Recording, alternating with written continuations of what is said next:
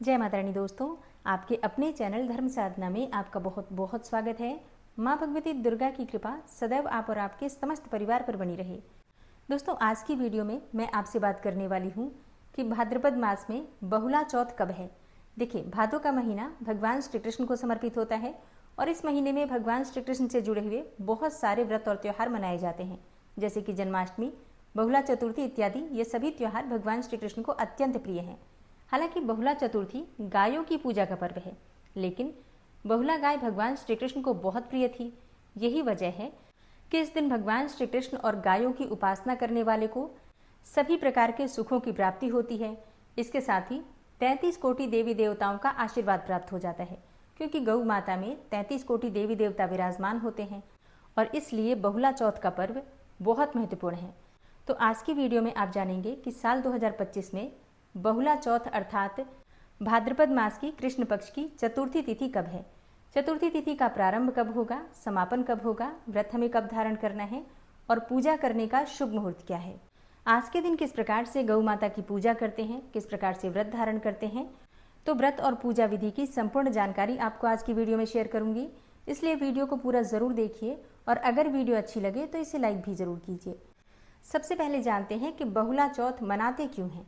देखिए, शास्त्रों में गाय को माता का दर्जा प्राप्त है।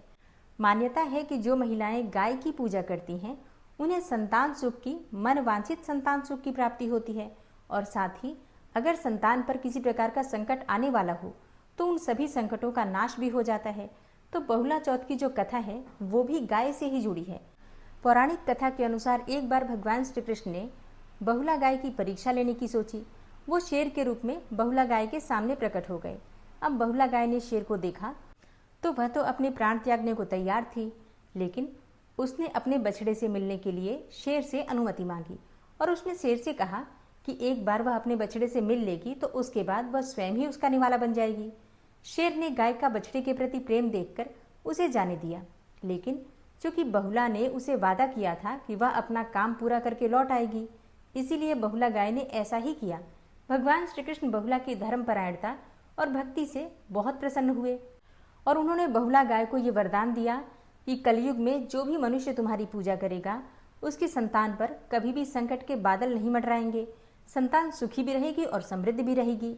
तभी से बहुला चौथ पर कान्हा जी और गाय की पूजा की जाती है और कृष्ण पक्ष की चतुर्थी तिथि संकष्टी चतुर्थी के नाम से भी जानी जाती है और संकष्टी चतुर्थी पर भगवान गणपति की आराधना की जाती है, जिससे कि समस्त प्रकार के संकटों का निवारण हो जाता है। तो भाद्रपद मास की संकष्टी चतुर्थी को हेरंब संकष्टी चतुर्थी कहते हैं।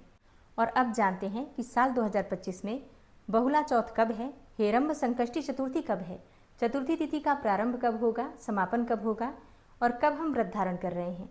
तो देखिए, भाद्रपद मास की कृष्ण पक्ष की चतुर्थी तिथि का प्रारंभ होगा 12 अगस्त 2025 को सुबह 8:40 पर और चतुर्थी तिथि का समापन हो रहा है अगले दिन यानी कि 13 अगस्त को सुबह 6:35 पर।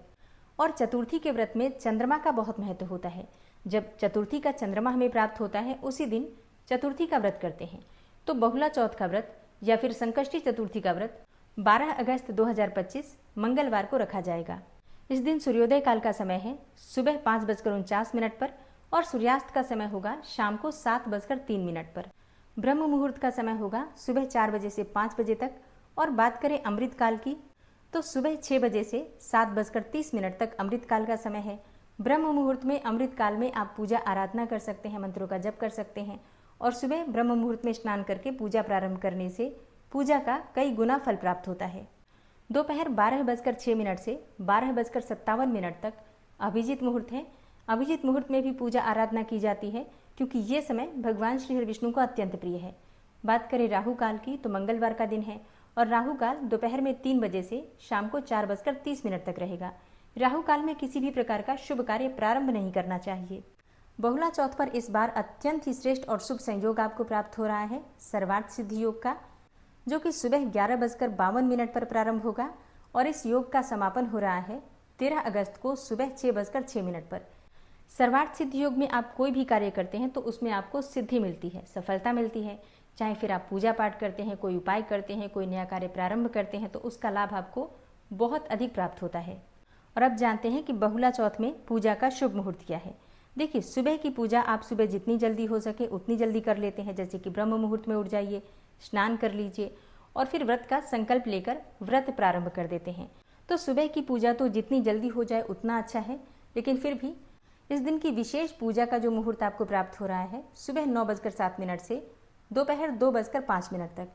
फिर शाम को प्रदोष काल में आप पूजा कर सकते हैं। शाम को 6:30 से रात्रि 8:30 तक आप पूजा आराधना कर सकते हैं। बात करें चंद्रोदय काल की, तो चंद्रोदय का समय है रात्रि में 8:20 पर।